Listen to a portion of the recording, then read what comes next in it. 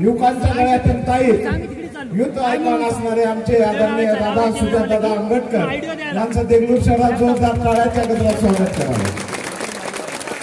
यानंतर आपले लोकसभाचे पोटनिवडणुकीचे उमेदवार अविनाशरावजी भोसीकर साहेब, आमचे मार्गदर्शक BM दादा कांबळे साहेब, आमचे मार्गदर्शक उत्तमरावजी इंगोले साहेब आणि मला अर्ध्या रात्री साथ देणारा माझा भाऊ अक्षय भाऊ बनसोडे साहेब आणि मी वेळेअभावी सर्व मान्यवर उपस्थित मान्यवर आज माझ्यासारख्या एका प्रामाणिक कार्यकर्त्याला श्रद्धेय बाळासाहेब आंबेडकरांनी मी नगरसेवक असताना केलेली कामे लक्षात घेऊन आणि या देगलूरच्या लोकांचा स्थानिक उमेदवार म्हणून स्थानिक बौद्ध उमेदवार म्हणून श्रद्धेय बाळासाहेब आंबेडकरांनी माझ्यासारख्या एका गरीब प्रामाणिक एका नगरसेवकाला तिकीट दिली त्याबद्दल त्यांचे पण मी मनपूर्वक आभार मानतो। आणि मी माझ्या भाषणाला सुरुवात करण्यापूर्वी या ठिकाणी जी लढत आहे ही भाजप आणि वंचित मध्ये आहे आणि मला पाडण्यासाठी या ठिकाणी काँग्रेसने एक बुजगावणा उभा केलेला आहे आणि तो बुजगावणा भास्करराव पाटलाचे आणि वाड्यावर पाया पडत आहे। मी माझ्या मायबाप मतदारांच्या पाया पडून मी भाषणाला सुरुवात करणार आहे। गोरगरिबांचे मुलं कलेक्टर झाले पाहिजेत, तहसीलदार झाले पडून दिलं तर निश्चितच मी या देगलूर बुलढाण्याचा विकास केल्याशिवाय राहणार नाही एवढं सांगू इच्छितो। यानंतर मी रामचंद्र दादा वनंजे यांना विनंती करतो की आपण आपलं म्हणणार आहे, वोट हमारा राज तुम्हारा नहीं चलेगा नहीं चलेगा। तर जिल्ह्याचा मी संघटक असल्यामुळे जिल्हाभर मला फिरावं लागते, तालुका सर्व फिरावं लागते, त्याच्यामुळे मी उशीर आलो त्याच्याबद्दल माफ करा। त्यांचा भाऊ असेल किंवा त्यांच्या पुढच्या पिढ्या असतील त्या आरक्षण घ्यायला बाद ठरतील, ते आरक्षण घेऊ शकणार नाही। दुसरा जो महत्वाचा मुद्दा आला तो म्हणजे वर्गीकरणाचा। तिकडच्या काही NRI लोकांनी त्यांना प्रश्न विचारला होता की काँग्रेसची आरक्षणाबाबत भूमिका काय नक्की, आणि इकडची लोक हे म्हटली होती राहुल गांधींना की तुम्ही सर्वांना एवढीच विनंती करतो की आता आपल्या सर्वांनी एकत्र येऊन वंचितांची खानावळ उभी करण्याच्या मागे प्रयत्न केला पाहिजे आणि इकडच्या प्रस्थापितांच्या खानावळीवरती जाणं बंद म्हणजे बंद केलं पाहिजे। कारण आपल्याला थोडक्यात सोप्या मुद्दा समजून सांगतो, कंधा मिला के लड़ा है, आज तक मुसलमानों ने पंजा चलाया, लेकिन आपको एक बार ये सोचना पड़ेगा कि क्या कभी पंजे ने मुसलमान चलाया है क्या? तो हमको आप देख लो, पूरी ताकत से मुसलमान पंजे को वोट करता है, कांग्रेस को वोट करता है, लेकिन हमको इधर एक टिकट नहीं मिलता, एक भागीदारी नहीं मिलती और हम इनको वोट करते हैं, फिर इनके बच्चे बढ़ते हैं। अब हमारा ये नांदेड़ का एग्जाम्पल देख लो, सबसे पहले शंकरराव चौहान थे, अभी उनके बाद उनके बेटे थे, अभी उनके बाद उनकी बेटी आ गई है, लेकिन मुसलमानों का नेतृत्व कब खड़ा रहेगा, मुसलमानों की लीडरशिप कब खड़ी रहेगी, ये आपको सोचना पड़ेगा। इनके बच्चे बनेंगे आमदार, इनके पोते बनेंगे खासदार, बैंक चलाएंगे, पैसा कमाएंगे, लेकिन हमारे बच्चे पंक्चर निकालते। दिया है कि नहीं दिया है? दिया है।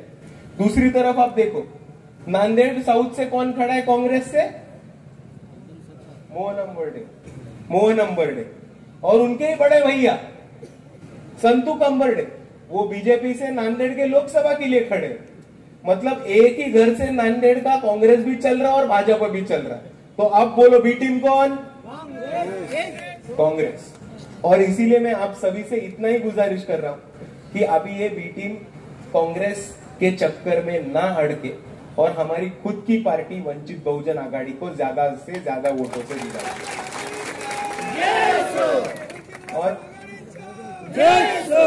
और यहाँ पे भाजपा की तरफ से एक बहुत गंदा अपप्रचार चल रहा है कि कटेंगे तो बटेंगे, ये नारा योगी आदित्यनाथ और भाजप के लोक देके प्रचार कर रहे। त्या सर्वांना मला नुसतं एकच सांगायचंय की तुमचा कटिंग चित रखने का काम यहाँ की कांग्रेस करते हैं। और दूसरी तरफ आप एक भी चीज सोच लो कि मुसलमान समाज ने वफादारी के साथ कांग्रेस को मतदान किया है, कांग्रेस को चलाया है, लेकिन कांग्रेस के प्रस्तापित नेता भी कांग्रेस के साथ उतने वफादार नहीं रहते। आप देख लो, हमारे देगलूर बिलोली में बाई इलेक्शन हुआ था, मुसलमानों ने जम के किसको वोटिंग किया था? अंधापुरकर करो। अंधापुरकर किधर है? भाजपा में।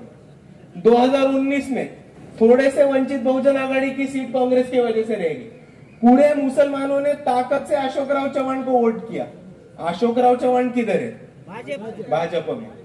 तो अगर आपको ये नहीं दिख रहा है कि इधर के प्रस्थापित नेता मुसलमानों के कांग्रेस से वोट लेके भाजपा में जा रहे हैं और आपके वोट से आमदार खासदार बन के भाजप में प्रवेश कर रहे हैं, मात्र उमेदवारी मिळाली आहे, परंतु यानंतर सुशील कुमार देवकर यांना पहिली उमेदवारी मिळाली होती, त्यानंतरही त्याच जातीचे रिव्हर्स टिकावलं कांबळे यांना उमेदवारी देण्यात आली, काय सांगाल?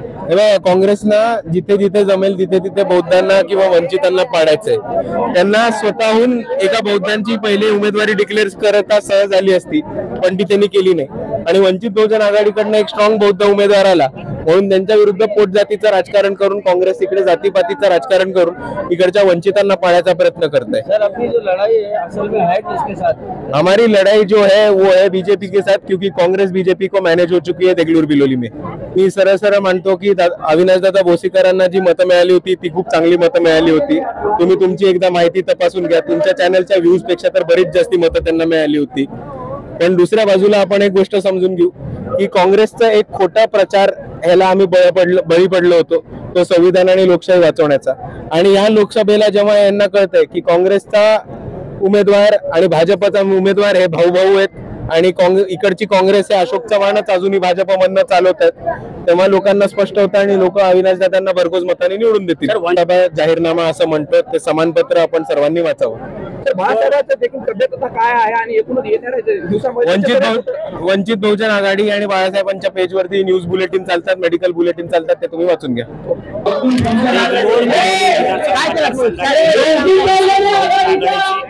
उमेदवार आज लोहिया मैदान अनेक मतदार हजर लावली. देगलूर बिलोली मतदारसंघात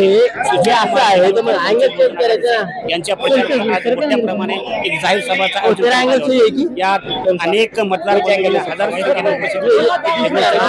मेरे आवाज 24 लाईव्ह देगलूर.